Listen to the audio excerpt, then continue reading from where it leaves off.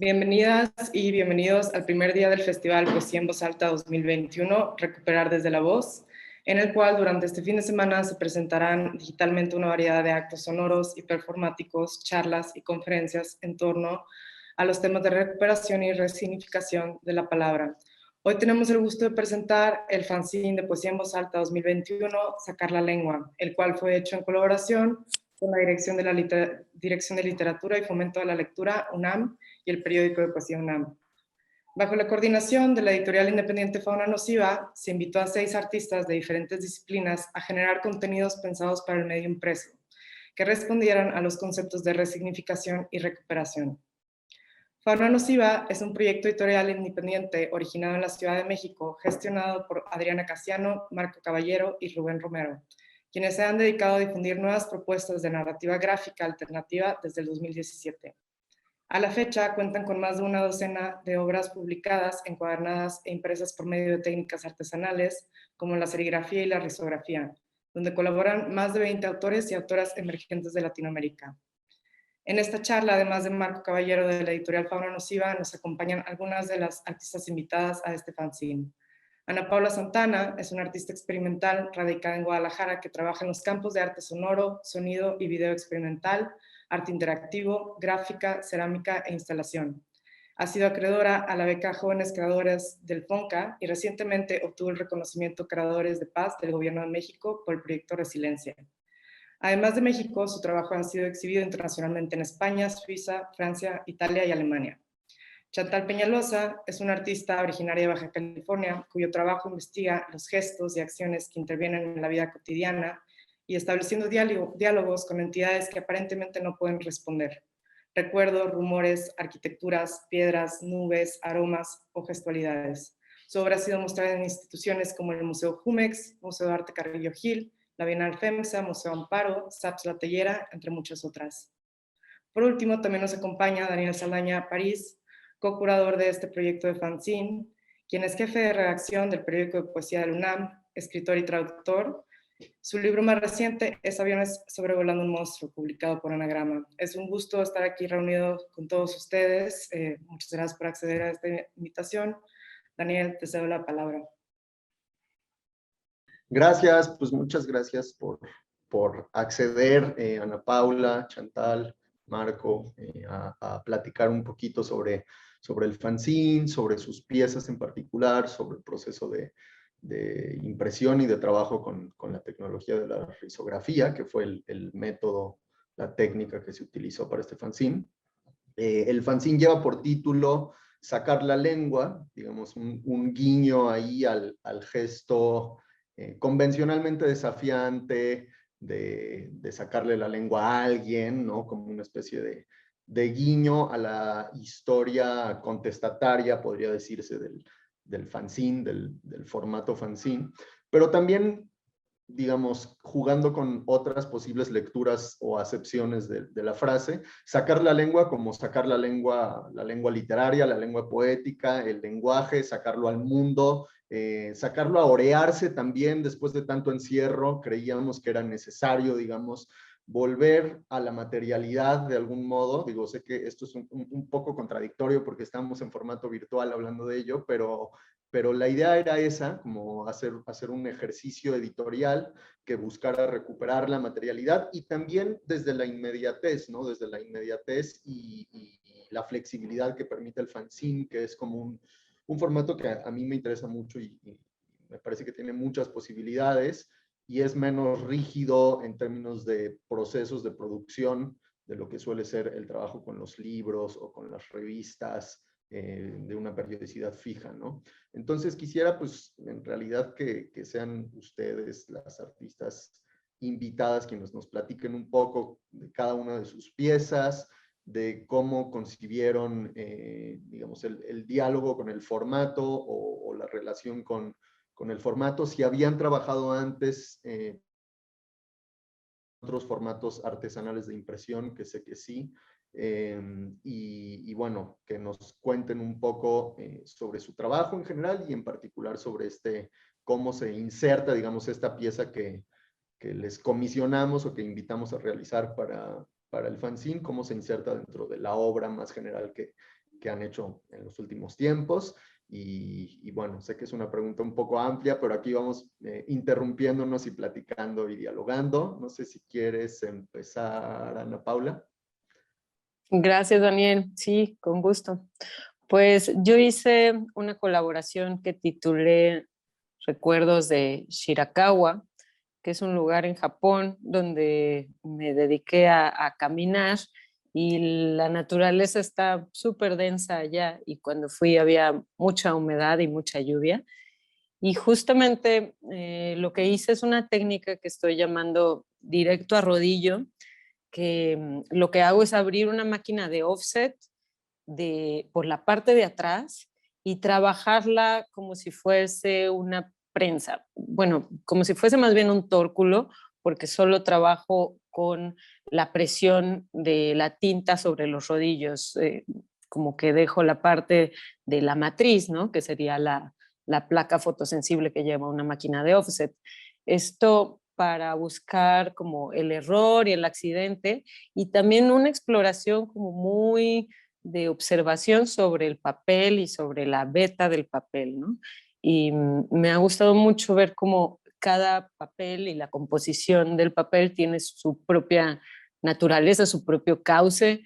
De pronto parecen árboles, luego parecen ríos, luego parece un noise. En este caso trabajé con shoji, que es un papel japonés, también a forma de, bueno, de tener este apoyo sobre el material y la idea de Shirakawa. Y, y el resultante, pues sí, es como el entintado natural de la beta, el cual después procesé por Photoshop, intentando tener dos tintas, este desdoble que se tiene que hacer para la risograph, ¿no? Como enviar diferentes positivos. Y me gustó muchísimo qué es lo que sucedía en contraposición de estos dos ejemplares y decidí entonces no poner dos tintas, sino más bien dejar el desdoble de, de estos positivos a manera de juego, ¿no? Entonces están espejeados, son 4 páginas, pero se pueden jugar como si fueran colecciones de 2 pósters. Y sí, todo versa alrededor del papel y la beta del papel y los recursos naturales que puede tener intrínsecamente eh, un papel en blanco.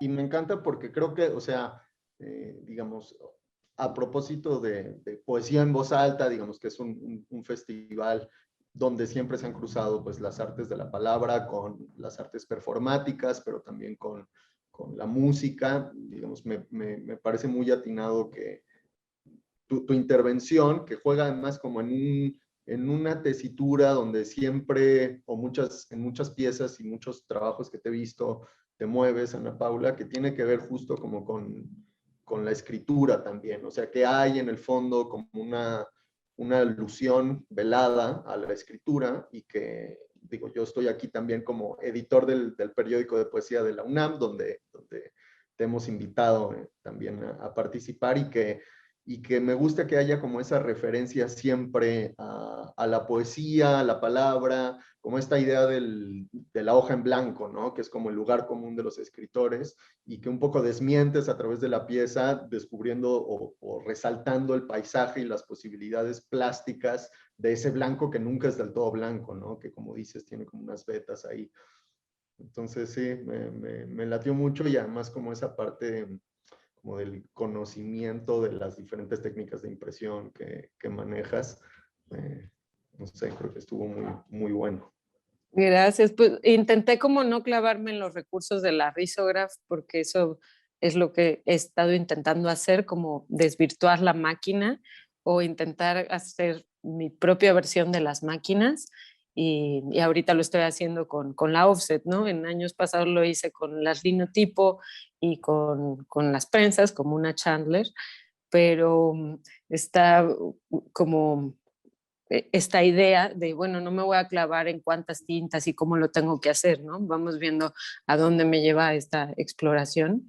Y también de lo que comentas, siento que estos ejemplares que estamos exhibiendo para el fanzine tienen como muchísimo sonido. O sea, yo los veo y siento que hay aire que corre por ahí o hay como vetas, como quiebres. O sea, igual es mi locura, pero siento que suenan. Oye, es que de pronto me acordé como que me sonaba que tienes como un tema también medio biográfico o autobiográfico en relación digamos, al mundo de la impresión, ¿no? Como que tu Sí, familia viene de ahí o algo así.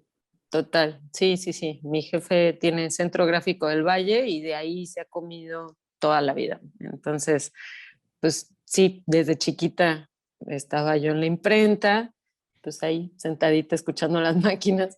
Entonces, como, sí, es un acercamiento. Siempre digo que, o sea, este sonido de la imprenta, del taller de imprenta, para mí es como el sonido del bienestar o de la familia. Sí. Chantal, ¿nos quieres platicar un poquito de tu pieza como para empezar a platicar también? Y Fabiola, interrúmpenos en cualquier momento, por favor.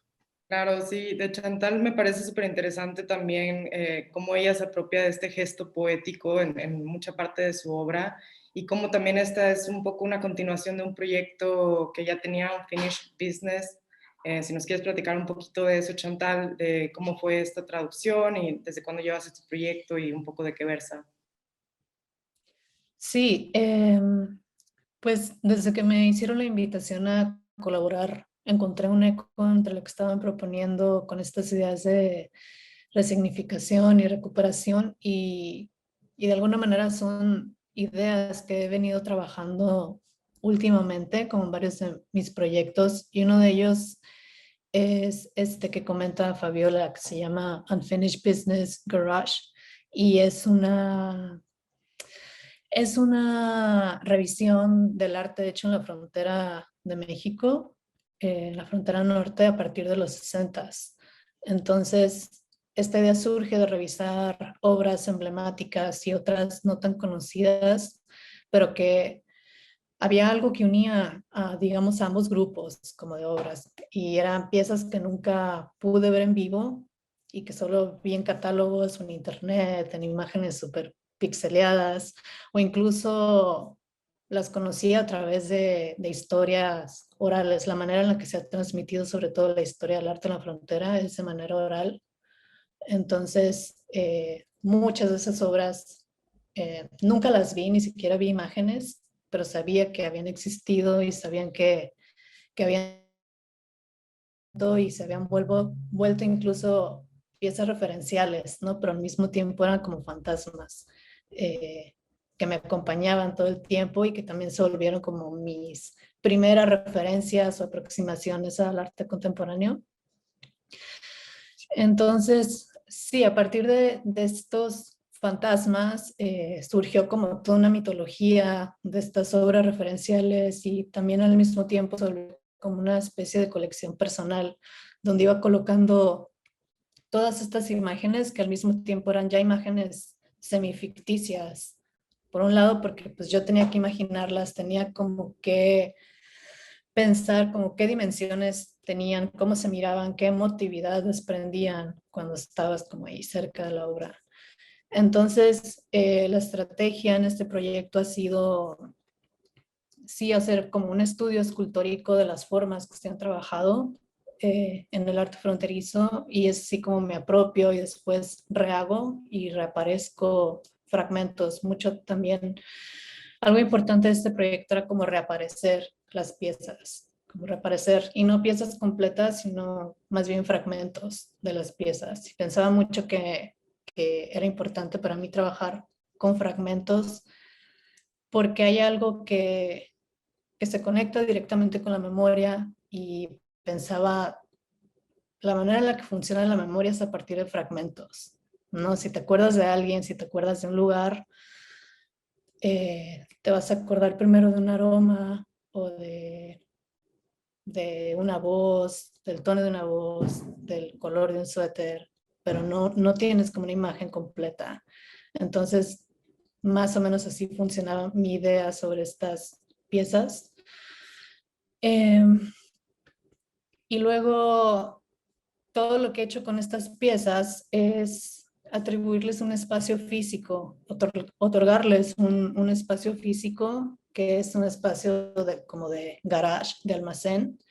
Y me gustaba pensar como esta analogía entre este espacio que muchas casas acá en el norte tienen como parte de su arquitectura, es como el garage que pues, históricamente fue diseñado para guardar un auto, pero poco a poco se fue reconfigurando para otras cosas, ¿no? Como para ensayos musicales, en lugar de trabajo, de invención de ideas, pero dos cosas que me interesaban, que incluso empecé a ver mucho después, como del 9/11 y todo esto que pasó, cómo la gente empezaba a recolectar cosas que podían ser necesarias en caso de una catástrofe, ¿no? Como comida enlatada, agua embotellada, baterías, un radio de pilas, como todas esas cosas, como para poder sobrevivir a algo inesperado.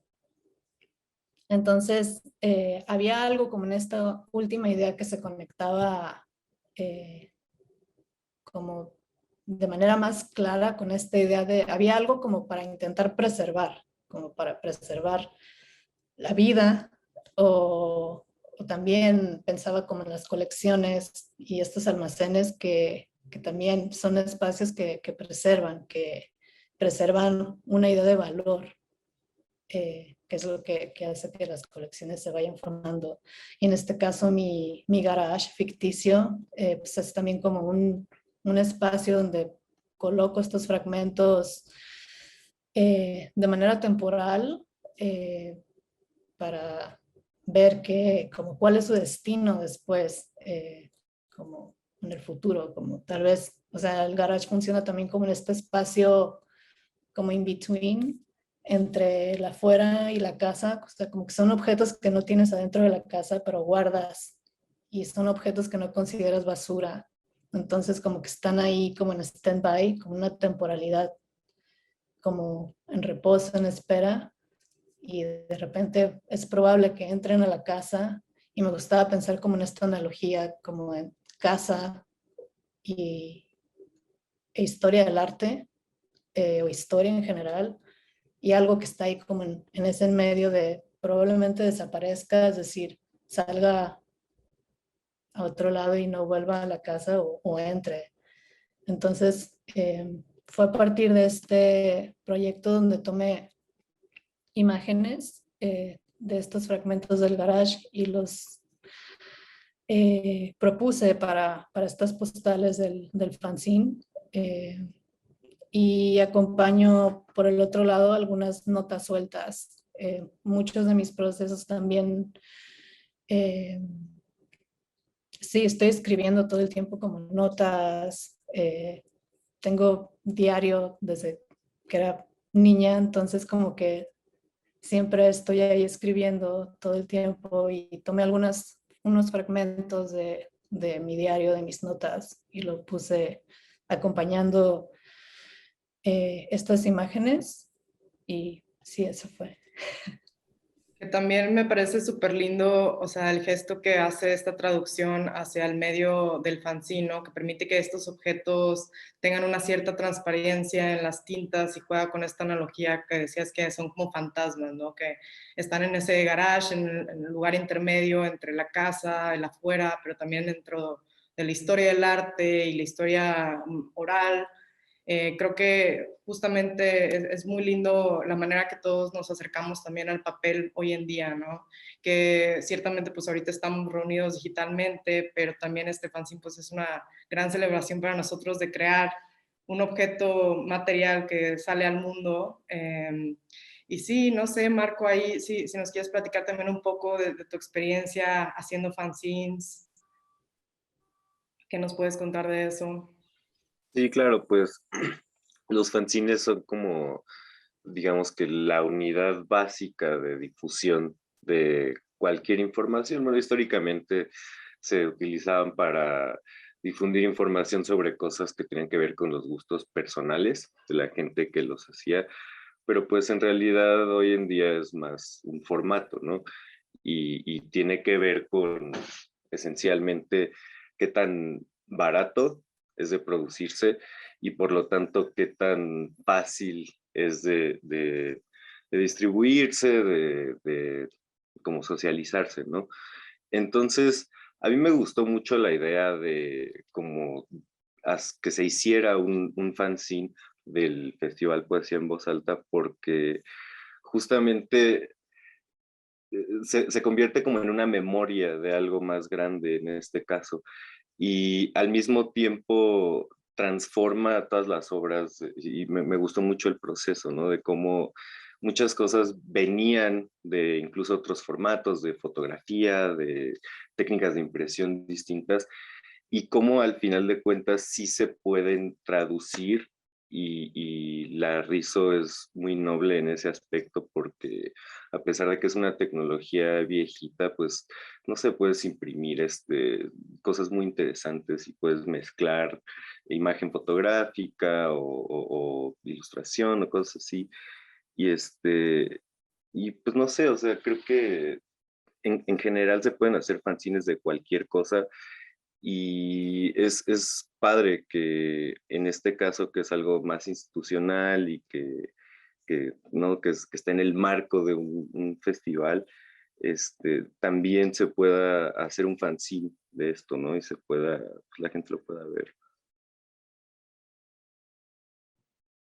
Y además como que, bueno, creo que algo que estuvo padre es que las propuestas fueron muy distintas unas de otras y el fanzine mismo terminó siendo un poco como ese garage que decía Chantal del que habla, o sea, como un espacio heterogéneo, cajón desastre, donde entran como materiales muy diversos, ¿no? Como hay gente que se fue mucho más por el lado de la poesía y entonces que trabajaron a partir de texto o de las figuras, por ejemplo, Anaís Abreu, que es otra de las artistas invitadas, que trabajó como a partir de algunas poetas del siglo XX suicidas y como con la idea del kintsugi, que es como esta reconstrucción de las piezas rotas japonesa. Y bueno, hay como de todo, ¿no? Iván Krasoyevich, que también trabajó, digamos, que siempre está un poco como trabajando a partir del poema y las posibilidades de traducción del poema a un lenguaje gráfico. Y de lo que decía Chantal, me encantó como todo el asunto como de aterrizar una tradición oral a partir del fragmento, que también es súper poético en el fondo, ¿no? O sea, como que es algo que está en Safo, por ejemplo, o como en todos estos fragmentos que nos llegan como de tradiciones orales, poetas que conocemos solamente a retazos, de los que nos llega como la pedacería y tenemos que imaginar o reconstruir esa pieza original que falta, ¿no? Como tratar de pensar a partir de eso, inducir una especie de pieza original que ya no está. Y que creo que, digamos, como metonimia del fanzine en general también se sostiene, como que el fanzine son pedazos del trabajo de ustedes, ¿no? Y es un poco lo que decías también, Chantal, como del trabajo con el diario, que es un poco ese espacio que también está entre la cotidianidad, donde de pronto puedes apuntar en ese mismo cuaderno un número de teléfono porque es lo que tienes a mano, y las piezas o digamos, los apuntes y los bocetos para trabajos que vas a desarrollar después, ¿no? Entonces, como esa característica tan heterogénea del diario que un poco se traduce también al fanzine, ¿no? Que hay una especie como de retacería ahí a partir de la cual podemos imaginar también en qué están trabajando más allá de las cosas del fanzine. Eso me gustó mucho.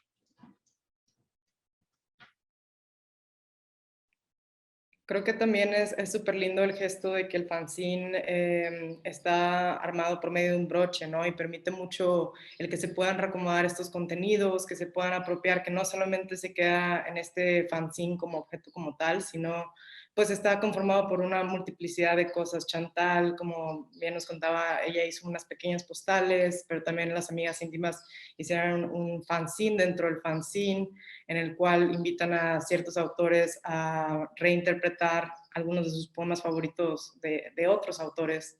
Creo que es muy lindo la manera también que nos apropiamos de este fanzine. Y como que esas diferentes maneras de interpretar como las directrices curatoriales del festival en general, que tienen que ver con resignificar y con reapropiarse, ¿no? Estos gestos de justo de pedir a alguien que reescriba un texto de otra persona, que también creo que pertenecen mucho como al espíritu del fanzine, ¿no, Marco? O sea, como que siempre el fanzine tiene esta cosa como de incorporar cosas de otros sin demasiada preocupación por el mundo del copyright, que pertenece como a una esfera mucho más institucional y seria, y el fanzine justo tiene como un nivel de difusión y como un carácter, eso, entre barato y como mucho más popular, que le permite apropiarse de materiales de una forma mucho más espontánea, ¿no? O sea, como hacer un remix. Y además el fanzine justo en este apropiarse de cosas muy distintas e integrarlas dentro de un documento, pues también les da de cierta manera una lectura y un orden, o sea, como que el fanzine se caracteriza por muchas veces hacer campos semánticos en donde no existían, ¿no? O relacionar cosas que pues no tenían una relación en sí misma. Y justo creo que es muy bonito el hecho de que este fanzine esté compuesto por un broche, porque si bien pues sí hay un orden propuesto de lectura y hay una curaduría y etcétera, el hecho de darle a la gente que tenga el objeto la libertad de, pues, de reacomodar o de releer o de resignificar o de decir, ah, mira, esto me gustó para que ya no sea parte del fanzine y ahora lo voy a poner en mi pared porque es una postal o no sé, o sea, como muchísimas cosas que se pueden hacer. Y creo que tiene que ver con eso, ¿no? Con la libertad de agrupar cosas y de entenderlas, como codificarlas y decodificarlas cuantas veces se quiera y se pueda. Sí, como de cambiar desde el sentido, o sea, eso que decías como de proponer otras lecturas a partir de materiales, que me encanta, como por ejemplo los fanzines situacionistas, ¿no? Que proponían como el de Tournemont, como una especie de versión irónica y políticamente cargada a partir de materiales que originalmente no tenían esa carga, o sea, como que todos esos juegos es muy interesante ver cómo cada artista se los propuso desde un terreno muy distinto. Está muy padre. Y no sé, Ana Paula, tú habías trabajado con Rizo antes también, ¿no? O sea, habías... Sí, he trabajado en la Rizo de Impronta, casa editora, pero no tanto, o sea, apenas está en proyecto un libro impreso en risograph. He trabajado mucho con máquinas de impresión digital, por ejemplo, una Ricoh, pero que también se parece al proceso de la risograph, que es en toner. Y me gusta mucho también esta capacidad de que la tinta se puede venir. La primera idea para el fanzine era como hacer una instrucción de un gran cúmulo de tinta y después que tú la fueras embarrando como en el resto de la página, ¿no? Así como haz tu propio dibujo, porque también es el defecto y justo una de las pautas que nos dieron es ten cuidado porque un manchón de tinta muy contundente puede ensuciar tu impresión, ¿no? Entonces, sí, bajo pues este gusto que tengo por trabajar con los accidentes, dije, ah, mira, pues el primer accidente que me están diciendo. Llevando la contraria luego a la instrucción. Sí, sí. Muy bien.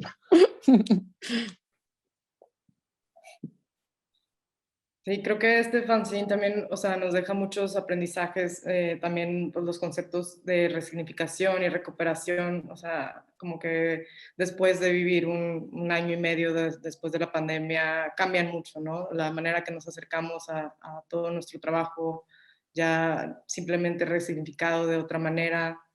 Y todo, creo que algunos temas que se han discutido aquí son súper interesantes también, la forma que nosotros nos acercamos a la información, como lo hacía Chantal, las obras que conocemos también de la historia del arte, pues siempre ha sido ahora digitalmente mucho, ya ni siquiera tenemos el medio impreso, ni siquiera consultamos tantos libros, ya todos por PDF, consultar en internet, entonces se me hace un gesto súper lindo también regresar de nuevo así a lo material, a lo impreso y la manera que nos acercamos a ello y pensar en estas posibilidades, la tinta, cómo se puede correr, efectos que tal vez se van a perder en un futuro si ya pasamos totalmente a la digitalidad, ¿no?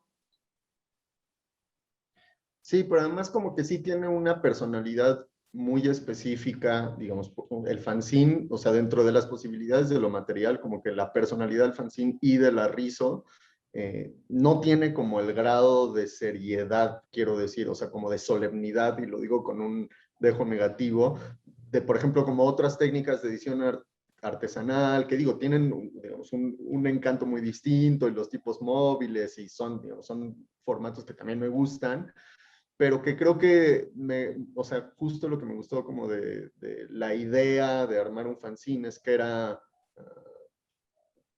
material, pero al mismo tiempo muy instantáneo. O sea, es algo que se puede imprimir, es como más fácil de reproducir, circula como más fácilmente, me gusta que se pueda desarmar, o sea, que eso es algo que, por ejemplo, con una edición así muy artesanal, cosida a mano, pues como que nunca tienes estas posibilidades de apropiación y de jugar. Entonces, pues esperamos que a los lectores y las personas que tengan el fanzine jueguen con eso y que se apropien y lo rompan y se puedan colgar algunas de las piezas.